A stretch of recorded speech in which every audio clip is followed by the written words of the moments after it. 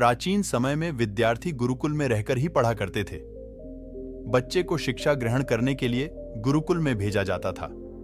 बच्चे गुरुकुल में गुरु के सानिध्य में आश्रम की देखभाल किया करते थे और अध्ययन भी किया करते थे। वरदराज को भी सभी की तरह गुरुकुल भेज दिया गया। वहां आश्रम में अपने साथियों के साथ घुलने मिलने लगा, लेकिन वह पढ़ने में बहुत ही कमजोर था। गुरुजी की कोई भी बात उसके बहुत कम समझ में आती थी। इस कारण सभी के बीच वह उपहास का कारण बनता है। उसके सारे साथी अगली कक्षा में चले गए, लेकिन वो आगे नहीं बढ़ पाया।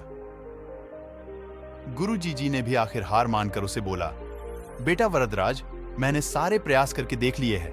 अब यही उचित होगा कि तुम यहां अपना समय बर्बाद मत करो। अपने घर चले जाओ और घर वालों की काम में मदद करो।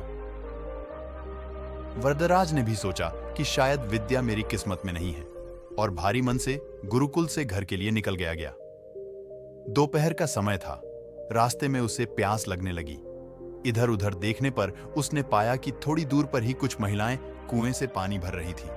वह कुएं के पास गया। वहां पत्थरों पर रस्सी के आने जाने से निशान बने हुए थे, तो उसने महिलाओं से पूछा, यह निशान आपने कैसे बनाए? तो एक महिला ने जवाब दिया, बेटे, यह निशान हमने नहीं बनाए। ये तो पानी खींचते समय इस कोमल रस्सी के बार बार आने जाने से ठोस पत्थर पर भी ऐसे निशान बन गए हैं। वरदराज सोच में पड़ गया। उसने विचार किया कि जब एक कोमल से रस्सी के बार बार आने जाने से एक ठोस पत्थर पर गहरे निशान बन सकते हैं, तो निरंतर अभ्यास से मैं विद्या ग्रहण क्यों नहीं कर सकता? वरदराज ढेर सारे उत्साह के साथ वापस गुरुकुल आया और अथक कड़ी मेहनत की। गुरुजी ने भी खुश होकर भरपूर सहयोग किया।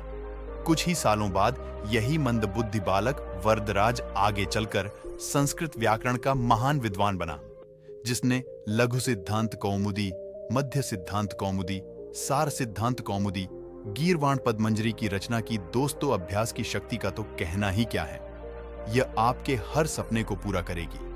अभ्यास बहुत जरूरी है, चाहे वो खेल में हो या पढ़ाई में या किसी और चीज में। बिना अभ्यास के आप सफल नहीं हो सकते हो।